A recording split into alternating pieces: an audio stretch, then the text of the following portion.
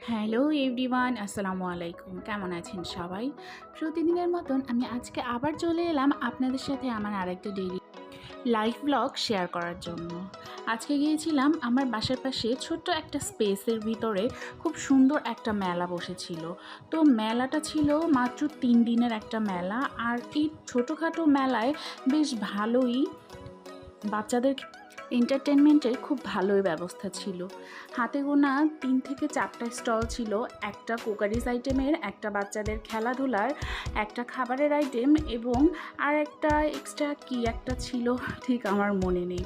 আর ৩-৪টা খেলা করার মতনও জিনিস ছিল, যেমন নাগরদোলা, এই নৌকা দোলনা, তারপরে ঘোড়ার রাইড।